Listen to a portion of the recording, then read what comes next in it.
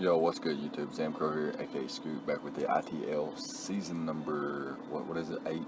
Season number 8, and we have our post-week 2 ITL Scott Take, where I get on here and I look at the weekly battles, and obviously for post-week 2, I'm looking at week 2 battles, and I'm going to pick what I think are the top 3 worst plays and the top 3 hot sets.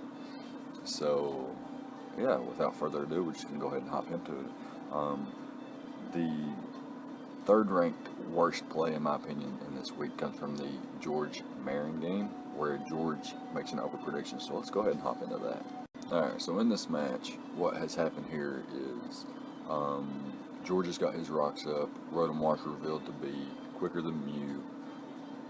Blastoise ended up, I think, getting a Scald Burn on Drapion, and Drapion became kind of a sack. And that was good because Terrakion was getting ready to claim one, and what better one to claim than the burnt Pokemon that's not going to be too useful. So the Drapion goes down, Marin brings in his Swampert to get up his Stuffed Rocks, and George is going to hard switch into his Mew, taking the opportunity to roost up, which is a fine play. Not only does he roost up here, he gets poisoned, which synchronizes versus the Swampert, which is really good to wear down the Swampert. But here's where things are going to get crazy. He's going to hard switch Kartana in, who's known to have no special defense, on Swampert, which had already revealed, or had it revealed anyway. Either way, Kartana's not bulky enough to switch in on a potential Earth Power, or it doesn't really want to take a Scald either, potentially getting burned and whatnot. And so here's where the over prediction comes in at.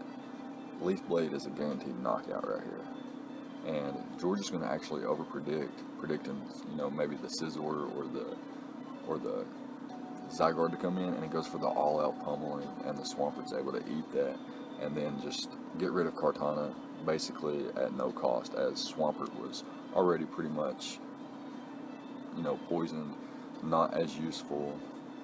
Obviously, it's not going to do much to Togekiss. It's not going to do much to Mega Blastoise. It's not going to do much to Mew, despite it being, poisoned already and stuff like that.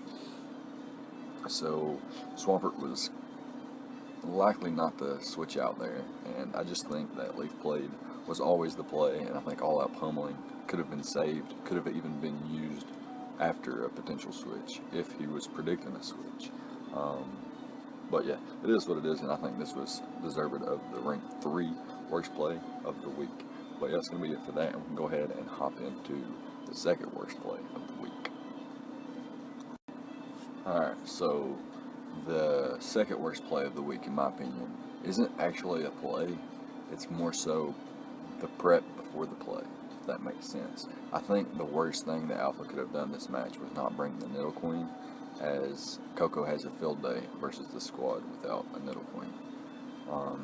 I know with Nidoqueen it's unlikely that a Scarf Coco would come, but then again you could run like Scarf U-turn with like Thunderbolt and Dazzling Gleam and potentially Roost or something like that, or even U-turn and Volt Switch with Volt Switch and Dazzling Gleam, and just keeping U-turn momentum until the Nidoqueen is gone, and then spam Volt Switch. So Alpha doesn't bring the Nidoqueen, and he's going to lead off with his Coco Check. His Coco Check reveals to be Rotom Mow, and look what this Coco just does to it. It's going to U-turn out and does almost half with Volt, or with U-turn there.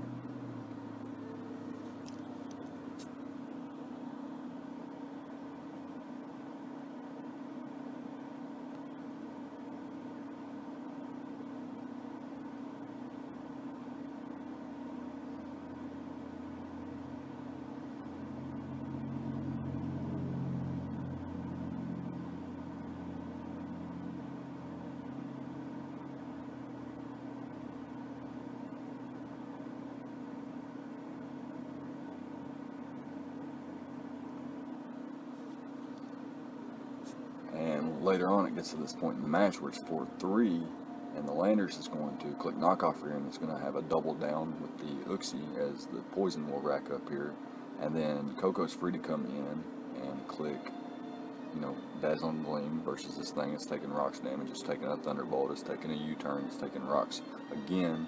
And then the Primarina is going to come in, and like I mentioned, no electric immunity, only the resist, which was whittled down very easily. And I think this is where the Alpha not bringing Nidoqueen was the worst, second worst play of the week in my opinion, worst thing of the week. And I know it's not really a play, but it affected the play, if that makes sense. And it's worthy of number 2, like I said. It would have been number 1, but Alpha could have still won, you know what I'm saying? There's ways that he could have played around not having Nidoqueen. But yeah, that's going to be it, and we can hop into the worst play of the week, in my opinion. Alright, so the worst play of week number 2, in my opinion, comes from Eric in his match versus Aki.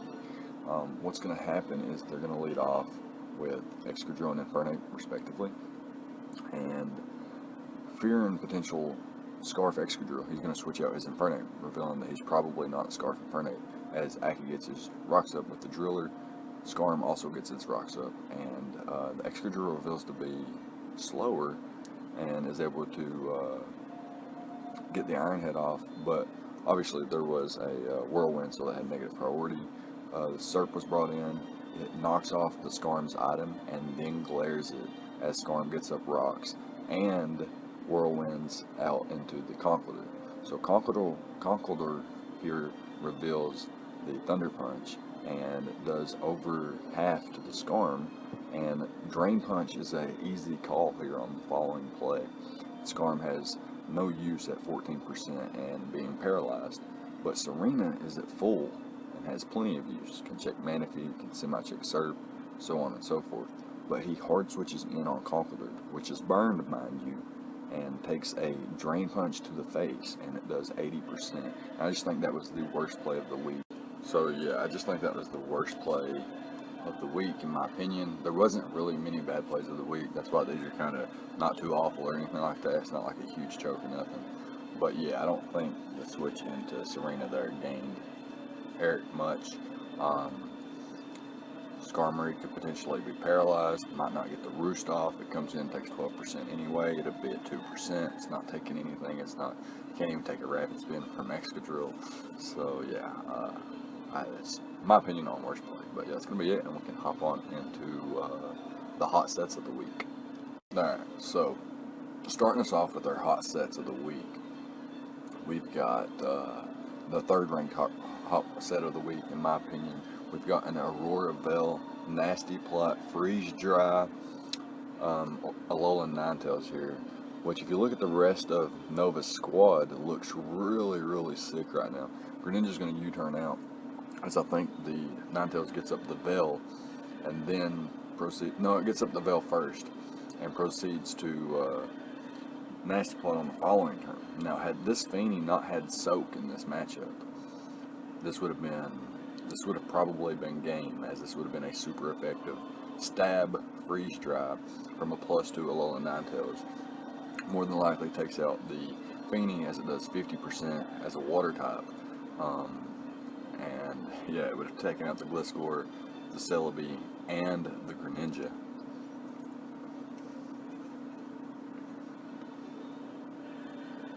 So yeah, really cool set. I think its last move was probably Moonblast to hit the Lucario for neutral damage. As you see here, it eats this Hydro Pump. It's going to be able to knock out the Greninja. So it takes out the Feeny and the Grin. And he actually goes for Freeze Dry here. It reveals to be potentially a 2-hit KO. But yeah, it's going to save that just in case, and it keeps it for the Gliscor. And it does end up getting the last kill on Gliscor too. So pretty cool hot set there. And it's going to be worthy of rank 3 in my opinion. But yeah, that's going to be it, and we can hop into the second ranked hot set of the week in my opinion. Alright, so the second ranked hot set in my opinion for this week is going to come from the Skyrise Gypsy King game, where Skyrise is going to bring in his Weavile to revenge kill this Keldeo, as he knows it's not Scarf, and can just click the knockoff here, get rid of the Keldeo. And then what's going to happen next is Magearna comes in, which is a resistance to Weavile's dual stab, but Weavile is going to reveal the natural gift Fire, and it gets a critical hit. It still doesn't knock out, but in theory and prep and things like that, I can understand why he brought that and why it's such a hot set. Opens up holes for Slurpuff. It's a nice lure. Opens up holes even for Zapdos and Mega Gallade as well. So yeah, it's going to be worthy of the number 2 hot set in my opinion for this week, and we can jump into the hottest set of the week in my opinion and talk about it. Okay, you guys remember the Aurora Veil Nasty Plot Ninetales? The hottest set of the week comes from the same match, and it comes from the very lead up, or the very lead off, I should say. So Novahawk has prepped in a way where he thought a little Ninetales might be coming, and really wanted to exploit that. He builds his Lucario, I'm assuming, to take one Moonblast, which is really cool, because he's going to lead off with this Lucario, and he's going to go straight for an agility. And what agility does, if the Ninetales attacks, then Lucario will outspeed on the following turn and knock it out with a Meteor Mash. If the Alolan Ninetales gets up the Aurora Veil, the Lucario is now faster because of the agility and can still live one Moonblast, and it can potentially set up a Swords Dance, as it's going to reveal the Double Dance, which is really cool prep in my opinion. Trying to abuse Aurora Veil, trying to set up and use Aurora Veil against your opponent. And with Lucario, you have agility, Swords Dance, Meteor Mash, and potentially close combat here, which could just rip through this man's squad at this point if it was not for, obviously, he would not have as many turns.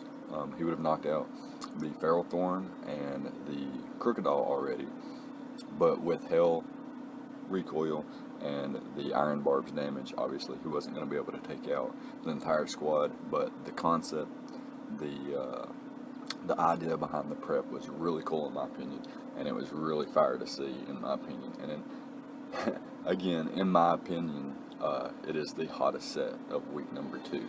But it's going to be it, and yeah, we'll recap. So, all right, so that's going to be that. We've recapped the Scott Take for post week 2, for the week 2 battles, and so on and so forth. Just a little recap for the top 3 worst plays. We had Georgia's all-out pummeling versus a Swampert with his Cortana. It was kind of useless. He could, either way, Leaf Blade would have netted him a knockout on Swampert. All-out pummeling did not. If he didn't all-out pummeling and he did Leaf Blade, or let's say he Leaf Bladed and his opponent switched, then he still gained the same as he did gain in the actual game. So there was no gain there from the all-out pummeling. The second worst play of the week, in my opinion, was Alpha not even bringing his Nidoqueen to the game. And then the top one was Eric's switch out into Serena, potentially predicting a Thunder Punch once again, but Drain Punch was definitely the play there. And with the para on Skarm and being at 14%, I didn't see a reason to switch there to try to save Skarmory, even for sack fodder later on in the game. And then Serena took 80%. So yeah, that was, in my opinion, the worst play. And then the top 3 hot sets of the week, in my opinion, were the Nasty Plot, Aurora Veil, Freeze Dry, Alolan Ninetales, alongside of the number 2, which was the Natural Gift Fire Weavile, which caught the Magearna. Obviously, it looked like Gypsy was prepped for that. It took a crit and still only did 63%, but still, the idea behind it and the luring for potentially setting up Slurpuff or Mega Gallade to, avoid Magearna being too big of an issue. And then the hottest set of the week, in my opinion, was the Double Dance Lucario versus the Aurora Veil. So he was going to try to use that against him by setting up on him, and had a really cool game plan behind that game. And that's going to be my opinion on the ITL post-week 2 Scott Take. Of course, I'm your host, ZAMCRO. I've been doing this now for a couple weeks now. We've got the post-draft power rankings up. We've got the week 1 and 2 recaps up. Week 1 pick'ems was actually a singular video. Obviously, now we do the pick'ems in the recaps. So if you want to catch up with all the ITL content and check out the really sick games and these cool coaches and stuff like that, just check out my content. Of course, I have a whole playlist dedicated to the ITL Season 8, and yeah, some really good battlers here. I've been enjoying, been very much entertained all season long, and looking forward to some more. So yeah, let me know what you guys think. Leave a like, comment, and subscribe, all the good stuff, and I'll see you guys next time. Thank you for watching.